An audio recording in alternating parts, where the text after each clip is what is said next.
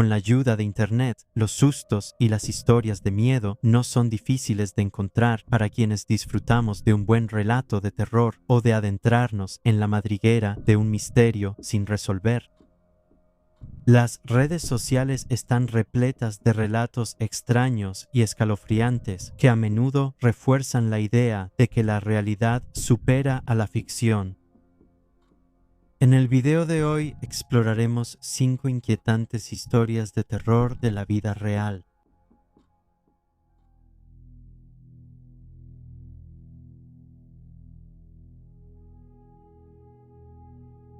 Harold y Thelma Swain.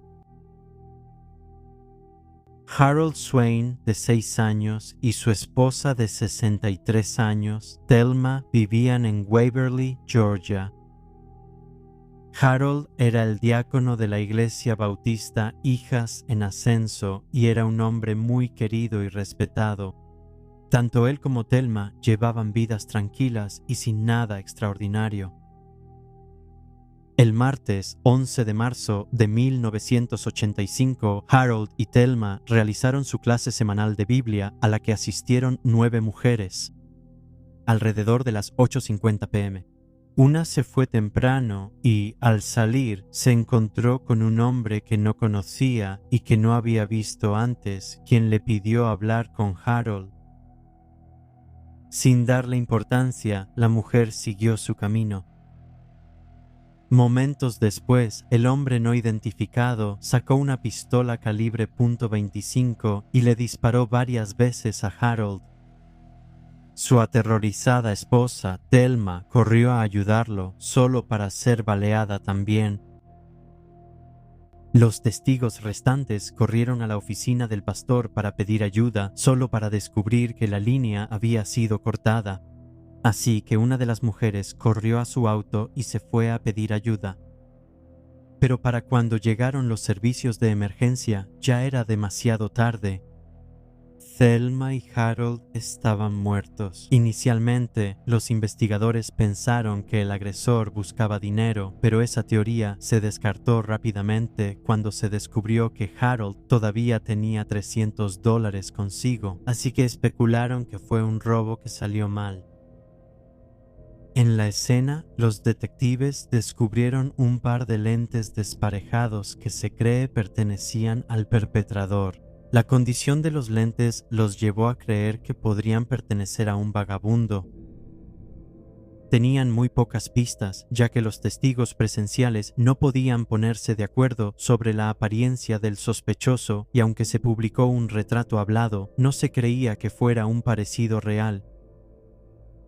Unos meses después, en julio de 1985, la policía del condado de Telfair, Georgia, detuvo un vehículo por una infracción menor de tránsito. Dentro de la cajuela, los oficiales encontraron varias armas. Como resultado, 3 personas fueron arrestadas, incluyendo a Donnie Barrentine. Supuestamente, Barrentine se había jactado de haber matado a un predicador negro y a su esposa, algo que después negó cuando fue confrontado por las autoridades. Luego, una década y media después de que los Swain fueran asesinados, en el año 2000 la policía arrestó a un hombre llamado Dennis Arnold Perry y lo acusó de los asesinatos. Según los informes, él fue sospechoso desde el principio de la investigación, después de que la madre de su novia llamara la atención de los detectives, afirmando que se parecía al retrato hablado. Además, ella afirmó que Perry había confesado haber cometido el crimen por enojo y venganza porque Harold se había reído de él cuando le pidió comida. Sin embargo, durante la investigación inicial, Perry fue descartado como sospechoso porque estaba en el trabajo a más de 100 millas de distancia en Jonesboro. Aunque su novia dijo que el día de los asesinatos él había visitado a sus abuelos en Waverly. 2 de los testigos también identificaron a Perry por su foto policial. Uno creía que Harold lo conocía.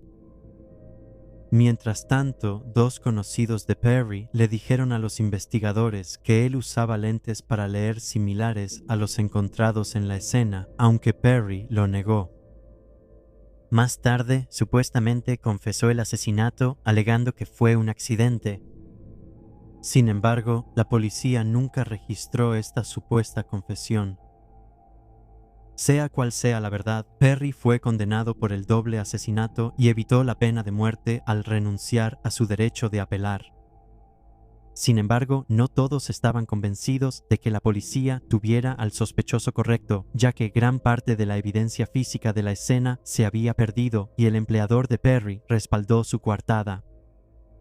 Además, se demostró que los cabellos encontrados en los lentes de la escena no coincidían con los de Perry. Su novia no recordaba haberlo implicado con su declaración anterior. Y más tarde se reveló que su madre, quien había dado el nombre de Perry a la policía, había recibido alrededor de $12,000 por su testimonio por parte de la oficina del fiscal del condado de Camden. Esta información no era conocida por el juez, el jurado ni la defensa en ese momento. Perry permaneció tras las rejas hasta 2020, cuando los cabellos encontrados en los lentes fueron analizados de nuevo y esta vez coincidieron con un hombre de 56 años llamado Eric Sparr. Sparr había sido investigado en los años 80, pero fue descartado porque proporcionó una coartada. Sin embargo, supuestamente le dijo a una de sus exesposas que él había matado a los Swain.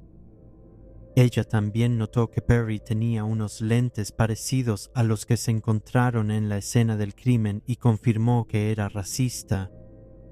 Una afirmación con la que estuvo de acuerdo su segunda exesposa, describiéndolo como un supremacista blanco. Debido a la coincidencia de ADN, Dennis Perry finalmente fue liberado de prisión y sus condenas fueron anuladas. El ADN que demostró que el cabello de Sparr estaba en los lentes en realidad provino de su propia madre, quien dio una muestra a los investigadores.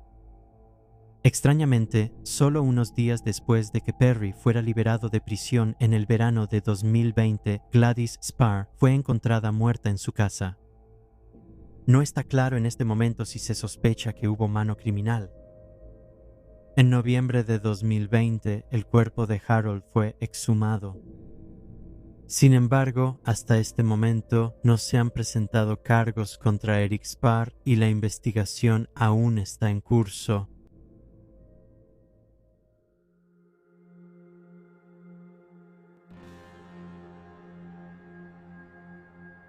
La masacre de Wickenburg. En la mañana del 5 de noviembre de 1871, 8 personas abordaron una diligencia con destino a San Bernardino, California. Viajaba por el Camino de la Paz desde Prescott, Arizona, y se dirigía hacia Wickenburg cuando el viaje fue interrumpido. A las 8 de la mañana, 6 hombres, incluido el conductor de la diligencia, fueron baleados y asesinados. Un hombre, un pagador del ejército llamado Guillermo Kruger, logró huir de la escena y sobrevivir. Iba acompañado por Molly Shepard, la única mujer a bordo. Los cuerpos restantes yacían en medio del camino del desierto. Una de las víctimas había sido despojada del cuero cabelludo.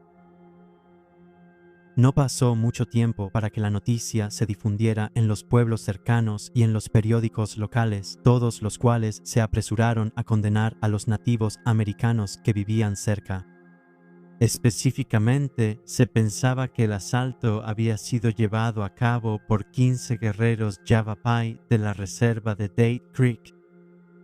William Kruger expresó su creencia de que los nativos americanos eran los perpetradores, aunque Molly Shepard creía que los culpables eran bandidos mexicanos disfrazados de nativos americanos. Para despistar a cualquier investigador que examinara la situación, su idea no era del todo inverosímil, dado que en ese momento se sabía de una banda mexicana que operaba en la zona. La masacre de 6 personas causó sensación y captó la atención del público debido a las tensiones raciales entre las tribus y los habitantes del pueblo. Muchos estaban a favor de deshacerse de las tribus sin importar el costo que eso implicara. y ni siquiera la teoría de Molly Shepard los hizo detenerse, porque los habitantes del pueblo estaban ansiosos por encontrar una excusa para expulsar a los mexicanos de las ciudades.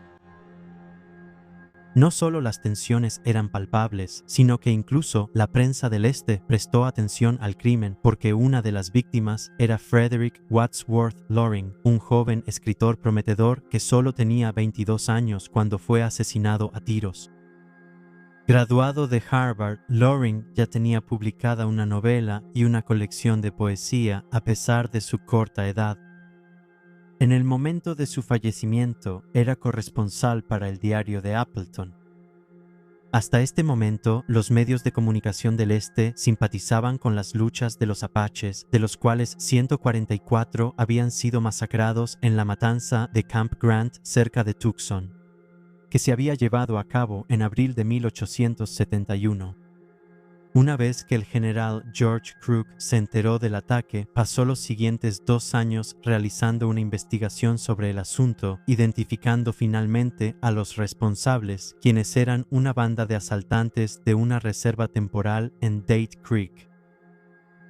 Tras un intento de asesinato contra la vida de Crook en marzo del año siguiente por los mismos hombres que habían perpetrado la masacre, una unidad de caballería rastreó y mató a 40 indígenas. Luego, en noviembre, Crook lanzó una extensa campaña contra los Yavapais y los apaches Tonto. La acción llevó a la reubicación violenta de muchos de estos nativos americanos a la reserva Apache de San Carlos. Muchos escritores han sugerido que los asaltantes no eran los verdaderos culpables, insinuando que el robo era el verdadero motivo y existía el rumor de que había un cargamento de oro en la diligencia. Se ha teorizado que personas blancas se disfrazaron de nativos americanos con el fin de despistar a los testigos y a los investigadores, debido a las huellas encontradas alrededor de la escena que mostraban que los atacantes habían estado caminando hacia la cercana reserva de Dale Creek antes de desviarse y dirigirse hacia Wickenburg. No solo eso, sino que, según se informa, municiones, ganado y mantas fueron dejados en la diligencia. Esto era muy inusual porque en ataques anteriores de nativos americanos ellos se habían llevado estos objetos con ellos. También se ha especulado que Molly Shepard y William Krueger fueron quienes cometieron el crimen. Luego enterraron el botín, se hicieron heridas menores y esperaron a ser rescatados. Supuestamente, Krueger afirmó que Shepard murió a causa de sus heridas, pero según los informes, no hay ningún registro de su fallecimiento. También se rumoreaba que la pareja había sido vista junta a principios de 1872 en San Francisco. Los historiadores han sugerido que Krueger, de quien se supo por última vez en 1884, contrató a los apaches para ayudar en el ataque y que él fue responsable de algunos de los asesinatos de los hombres a bordo del carruaje. Otra versión de los hechos es que un hombre llamado William Krueger se registró en un hotel en Phoenix, Arizona, en diciembre de 1872. Se teorizó que era el mismo Krueger del carruaje que regresaba a la escena para recoger el botín. Pero antes de que pudiera hacerlo, fue alcanzado por una bala perdida y murió. Sin embargo, esto es solo una especulación. La masacre de Wickenburg sirve como un sombrío recordatorio del derramamiento de sangre en nuestra historia, y la verdad de lo que sucedió ese día sigue siendo muy debatida.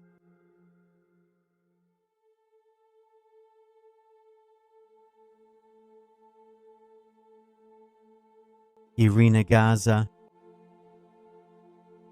Irene Gaza nació el 15 de noviembre de 1934, hija de Nicolás y Josefina, quienes tenían una pequeña tintorería en la ciudad de McAllen, que se encuentra en el condado de Hidalgo, Texas. Cuando Irene llegó a la adolescencia, el negocio de su familia prosperó y pudieron mudarse a un suburbio bastante acomodado en el lado norte de la ciudad. Irene asistió a McAllen High School cuando era adolescente y se convirtió en la primera tambor mayor latina allí. Se graduó exitosamente de la escuela y fue la primera de su familia en asistir a la universidad. En 1958 fue coronada como Miss All South Texas Sweetheart y fue reina del regreso a casa en el Colegio Panamericano. Descrita como tímida y elegante en la adultez, Irene llegó a ser maestra de segundo grado, trabajando específicamente con niños desfavorecidos que asistían a la escuela primaria en el lado sur de McAllen. El sábado 16 de abril de 1960, Irene, de 25 años, salió de la casa que compartía con sus padres para asistir a la confesión en la Iglesia del Sagrado Corazón en McAllen. Debido a su apariencia llamativa y al hecho de que era popular y muy querida en la comunidad, numerosos testigos la vieron en la iglesia. Pero unas horas después, ella aún no había regresado a casa ni se había comunicado con sus padres. Para las 3 de la mañana, Nicolás y Josefina Gasa comenzaron a entrar en pánico y fueron a la policía para pedirles ayuda para buscar a su hija desaparecida. 2 días después, un transeúnte encontró el bolso de Irene, el zapato izquierdo beige de tacón alto y su velo facial. La búsqueda que se llevó a cabo durante los siguientes días fue la más grande en la historia del Valle del Río Grande en ese momento, pero desafortunadamente no arrojó ningún resultado. De vuelta en la casa de los Gasa, los padres de Irene recibieron una llamada telefónica de una mujer que decía ser su hija desaparecida. Ella dijo que estaba retenida en un hotel en Hidalgo, pero las autoridades demostraron que esta llamada era una farsa. El 21 de abril, 5 días después de que se le viera por última vez, el cuerpo de Irene fue encontrado en un canal a varios kilómetros de donde se habían recuperado sus pertenencias. Su autopsia mostró que había sido agredida sexualmente y golpeada. ¿La causa de su muerte fue asfixia?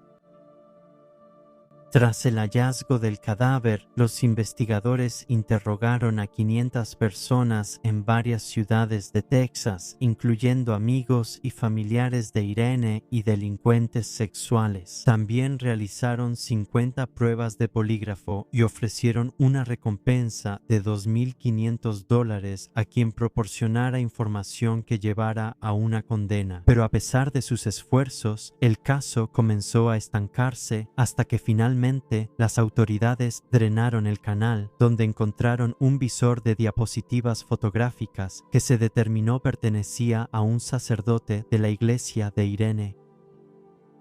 Los detectives decidieron acudir con el dueño de este objeto y descubrieron que era el mismo hombre que había escuchado la última confesión de Irene. El padre Juan Fates, un hombre de 27 años originario de Chicago que se unió al sacerdocio apenas 2 años antes. Los feligreses que asistieron la noche del asesinato informaron que la fila para la confesión avanzaba increíblemente lento y que Fates salió del santuario en varias ocasiones. Además, otros sacerdotes notaron que tenía marcas de rasguños en las manos después de la misa de medianoche y sabían que había llevado a Irene a la rectoría de la iglesia para escuchar su confesión, señalando que esto era inusual. Inicialmente, Fates negó haber escuchado la confesión de Irene, pero después admitió que sí lo hizo. Cuando le preguntaron sobre sus movimientos esa noche, les contó a las autoridades una historia bastante elaborada que involucraba que se le rompieron los lentes. Y por eso tuvo que regresar a la casa pastoral de la iglesia para conseguir otro par, de ahí que salió del santuario. Dijo que cuando llegó se dio cuenta de que no había traído las llaves, así que se metió al edificio por el segundo piso. Afirmó que los rasguños en sus manos eran por trepar la estructura de ladrillo. Pronto se descubrió que Fates era un sospechoso bastante fuerte en el caso. 3 semanas antes de la muerte de Irene, una joven fue agredida sexualmente mientras estaba arrodillada en el comulgatorio de otra iglesia católica local. Se rumoraba que Fate era responsable del ataque, aunque la iglesia desalentó a cualquiera de considerar la posibilidad de que un sacerdote pudiera ser responsable de un crimen tan violento. Aunque Fate admitió haber visitado la iglesia el día de la agresión, negó haber cometido el crimen. A pesar de esto, más tarde fue acusado de violación, pero el juicio terminó sin que el jurado llegara a un veredicto. En 1962, en lugar de enfrentar un segundo juicio, Fate aceptó un cargo de agresión agravada sin admitir culpabilidad y pagó una multa de $500. Después de esto, Fate fue enviado a un monasterio trapense en Missouri, donde más tarde confesó haber lastimado a una mujer y asesinado a otra. Sin embargo, nadie transmitió esta información a la policía en ese momento.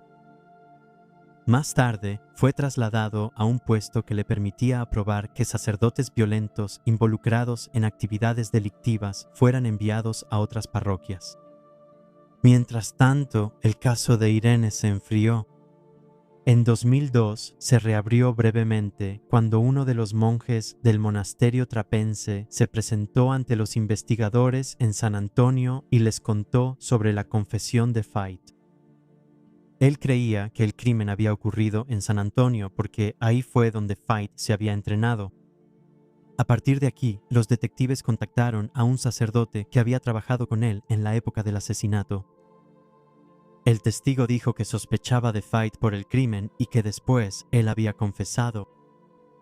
Sin embargo, no se llegó a nada porque entonces el fiscal del condado de Hidalgo, René Guerra, se negó a presentar las pruebas ante un gran jurado, alegando que eran insuficientes.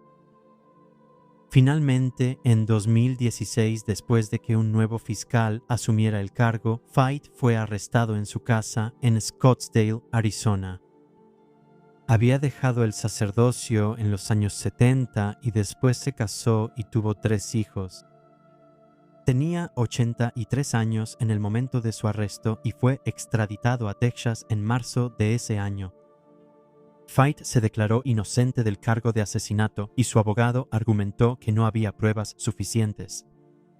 Pero en 2017 fue declarado culpable y sentenciado a cadena perpetua. Después de 57 años, la familia de Irene Garza finalmente vio justicia. Uno de los casos sin resolver más antiguos del condado de Hidalgo ahora estaba cerrado. Pero muchos se preguntaban por qué había tomado más de medio siglo para que el caso finalmente se resolviera. Según la fiscalía, tanto la policía como los líderes de la iglesia creían que Bates era culpable del asesinato. Pero el fiscal de distrito en ese momento y los líderes de la iglesia hicieron un trato para detener la investigación y así proteger la reputación de la iglesia. La mayoría de los funcionarios electos en ese momento eran católicos y las cartas presentadas por la fiscalía lo demostraron. Ambos partidos temían que, si Fate era acusado, la reelección del entonces alguacil católico local y la campaña presidencial de John F. Kennedy fracasarían. Los funcionarios de la iglesia decidieron, en cambio, intentar contratar a un investigador privado para encontrar vacíos legales en el caso de Fate.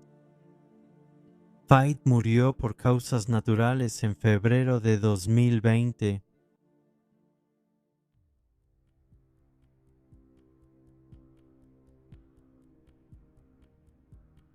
Los crímenes indescriptibles de Richard Chase. Nacido el 23 de mayo de 1950 en Sacramento, California, Richard Trenton Chase no tuvo una infancia fácil. Criado en un hogar estricto, su padre lo golpeaba regularmente y siendo adolescente le costaba encajar con sus compañeros. Aunque tuvo algunas novias durante la preparatoria, no pudo mantener una relación por mucho tiempo. Desde temprana edad, Chase mostró síntomas que a menudo se asocian con conductas homicidas y depredadoras sexuales, como mojar la cama de manera persistente después de cierta edad, una fascinación por prender fuego y un interés en el maltrato animal. Sin embargo, sus padres no lograron conseguirle la ayuda que necesitaba. De adulto, Chase desarrolló hipocondría y a menudo se quejaba de que su corazón había dejado de latir, que alguien le había robado la arteria pulmonar y que su sangre se estaba convirtiendo en polvo. Además, se ponía naranjas en la cabeza, creyendo que la vitamina C de ellas sería absorbida por su cerebro. También creía que sus huesos craneales se habían separado y se afeitó la cabeza por completo para poder observar. A los 21 años, Chase se mudó de la casa familiar. Su padre le compró un departamento después de que él acusara repetidamente a su madre de intentar envenenarlo. Según se informa, se mudó con amigos, pero ellos notaron que su comportamiento se deterioró rápidamente una vez que comenzó a vivir de manera independiente, ya que empezó a abusar de LSD, marihuana y alcohol. Con frecuencia deambulaba por la casa desnudo, incluso cuando sus compañeros de casa tenían invitados, y eventualmente se cansaron de sus acciones y le pidieron que se mudara. Sin embargo, Chase se negó, así que sus compañeros de casa decidieron mudarse ellos en su lugar. Ahora, solo en casa, el comportamiento de Chase empeoró. Empezó a atrapar, matar y destripar animales del vecindario, bebiendo su sangre y comiéndolos crudos. Incluso a veces ponía sus órganos en una licuadora y los mezclaba con refresco de cola antes de beber la horrenda mezcla.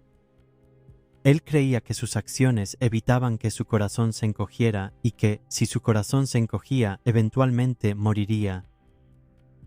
Después de matar al perro de un vecino, supuestamente les llamó por teléfono y les explicó lo que había hecho, aunque no parece que lo hayan denunciado por su comportamiento. En 1976, Chase fue internado en un instituto de salud mental después de que lo llevaran al hospital porque se había inyectado sangre de conejo en las venas. A menudo se le veía en el instituto con la cara manchada de sangre, lo cual él decía que era porque se había cortado al afeitarse. Sin embargo, la verdad se reveló cuando lo vieron atrapando pájaros por la ventana y rompiéndoles el cuello, después de lo cual bebía su sangre. Esto, combinado con el gran interés de Chase en robar jeringas para extraer la sangre de los perros de terapia, llevó a que el personal lo apodara Drácula, quienes, junto con otros pacientes, le tenían algo de miedo. A Chase se le diagnosticó esquizofrenia paranoide y durante un tiempo recibió tratamiento antes de que lo consideraran seguro para ser liberado. Cuando fue liberado, quedó bajo la custodia de su madre. Sin embargo, ella no lo cuidó por mucho tiempo. En cambio, Chase se mudó rápidamente a otro departamento y, según se informa, su madre le advirtió que dejara de tomar la medicación que estaba usando. A mediados de 1977, el joven de 27 años fue detenido y arrestado en una reserva en Pyramid Lake, Nevada. Estaba cubierto de sangre y se encontró un balde de sangre en la parte trasera de su camioneta. Se determinó que era sangre de vaca, así que no se presentaron cargos en su contra. Además, alrededor de esta época, Chase empezó a interesarse en las armas. Luego, el 29 de diciembre de 1977, Richard Chase cometió su primer asesinato cuando mató a Ambrose Griffin, un padre de 2 hijos de 51 años. Chase le disparó a Ambrose en su entrada mientras descargaba sus compras. 2 semanas después, intentó entrar a la casa de una mujer, pero se fue cuando encontró las puertas cerradas con llave. El 23 de enero de 1978, Chase irrumpió en la casa de una mujer embarazada de 22 años, quien estaba sola en ese momento. Teresa Wallin recibió 3 disparos, después de lo cual su cadáver fue abusado sexualmente y apuñalado con un cuchillo de carnicero. Antes de abandonar la escena, Chase extrajo varios de los órganos de Teresa, le cortó uno de los pezones y bebió su sangre. Le metió heces de perro en la garganta y luego se fue. 4 días después, sus crímenes empeoraron cuando cometió un asesinato múltiple en la casa de Evelyn Mirod, de 38 años, quien estaba con sus amigos, Danny Meredith, su hijo de 6 años, Jason, y su sobrino de 22 meses, David Ferreira. Les disparó a todos antes de mutilar el cadáver de Evelyn, abusar sexualmente de ella y practicar el canibalismo, drenando su sangre en un balde antes de beberla. Se fue de la escena en su auto, llevándose el cadáver de David con él. En su casa, drenó la sangre del cuerpo de David y consumió varios de sus órganos. Después de una denuncia, Chase fue arrestado. En su departamento, los oficiales encontraron que sus paredes, piso, techo, refrigerador y los utensilios para comer y beber estaban cubiertos de sangre. Su casa era, según todos los informes, espeluznante. Dentro del refrigerador, los investigadores encontraron los órganos de sus víctimas y su licuadora estaba llena de sangre coagulada y carne en descomposición. Además, encontraron numerosos collares de mascotas, el arma calibre .22 utilizada en todos los ataques y la cartera de Danny Meredith. En 1979 comenzó el juicio de Richard Chase y los medios lo apodaron el asesino vampiro y el vampiro de Sacramento. El 8 de mayo de 1979, un jurado declaró a Chase culpable de 6 cargos de asesinato en primer grado. Fue condenado a muerte en la cámara de gas. La vida de Richard Chase llegó a su fin la mañana del 26 de diciembre de 1980, cuando fue encontrado muerto en su celda de la prisión. Había sufrido una sobredosis de los medicamentos que le había recetado su doctor. A pesar de su fallecimiento, la horrenda historia del vampiro de Sacramento sigue viva.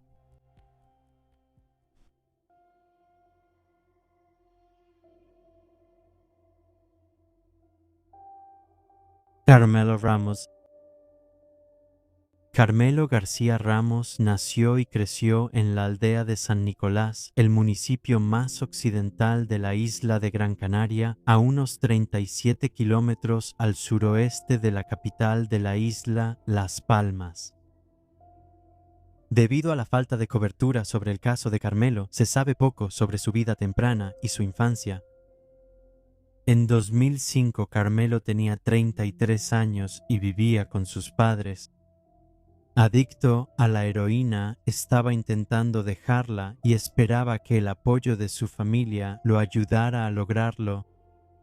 Sin embargo, hasta ese momento no había tenido éxito y había recaído varias veces.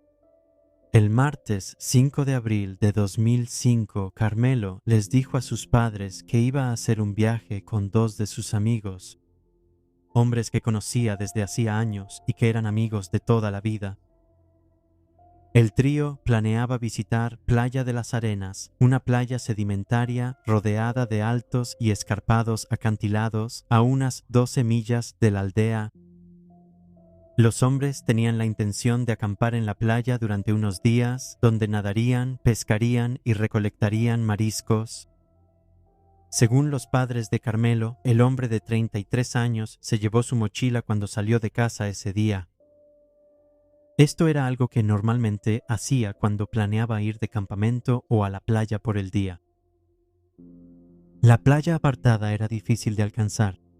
Solo se podía acceder por un sendero angosto y sinuoso que no se recomendaba a nadie con aversión a las alturas. Pero esto no desanimó al trío, que siguió su camino. Nunca se volvió a ver a Carmelo ni se supo de él. 4 días después, el 9 de abril, los 2 amigos del hombre de 33 años regresaron a casa sin él. Sin embargo, su ausencia no fue notada hasta más tarde ese mes, cuando los padres de Carmelo intentaron contactarlo y no lo lograron. La pareja había supuesto anteriormente que los amigos habían extendido su viaje, pero poco después se dieron cuenta de que los amigos de Carmelo ya habían regresado a la aldea. Cuando la pareja contactó a los amigos de su hijo, ellos explicaron que el hombre de 33 años había desaparecido. Insatisfechos con esta explicación, los padres de Carmelo presionaron para obtener más información. Fue entonces cuando los amigos ampliaron su versión, afirmando que en algún momento durante el viaje, Carmelo les dijo que iba a buscar mariscos. Lo vieron dirigirse hacia una pequeña cala rocosa, pero después de eso nunca lo volvieron a ver. Ese mismo día, los padres de Carmelo presentaron un reporte de persona desaparecida, pero encontraron el comportamiento de sus amigos bastante extraño. ¿Por qué no habían contactado a las autoridades? ¿Por qué no los habían contactado a ellos, sus padres? ¿Cómo es que Carmelo simplemente desapareció? Después de que se presentó un informe, el jefe de policía local contactó al equipo de búsqueda y rescate, sospechando que Carmelo se había perdido en la naturaleza o que posiblemente incluso se había ahogado en el mar. El equipo de búsqueda y rescate estaba compuesto por perros rastreadores, buzos, helicópteros y botes, así como oficiales que buscaban a pie. Pero no pudieron encontrar ninguna evidencia de que Carmelo estuviera en la playa. No había señales de él ni de sus pertenencias en ningún lado. En los días siguientes, la mochila de Carmelo apareció en la azotea de la casa de sus padres. No está claro cómo llegó ahí, aunque los investigadores en línea han teorizado que alguien la arrojó, probablemente sus amigos, ya que la azotea no estaba muy alta. Además, los amigos de Carmelo fueron entrevistados, pero nunca se presentaron cargos en su contra. La hermana de 33 años, Rosa, siguió buscando respuestas a medida que pasaban las semanas. Finalmente, ella fue a la playa donde su hermano fue visto por última vez. Y fue aquí donde se topó con la cartera y las llaves de la casa de Carmelo en una cueva. No está claro cómo llegaron ahí.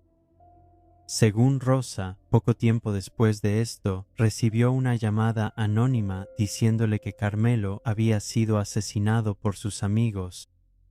Le dijo a un medio de comunicación: "Estoy convencida de que le quitaron la vida". El caso de Carmelo ha estado sin resolver desde 2008. Los investigadores creen que es probable que el hombre de 33 años sucumbiera a las inclemencias del tiempo después de perderse, que estuvo involucrado en algún tipo de accidente y que sus restos simplemente no han sido encontrados aún. Sin embargo, la familia García cree que los amigos de Carmelo estuvieron involucrados en la desaparición.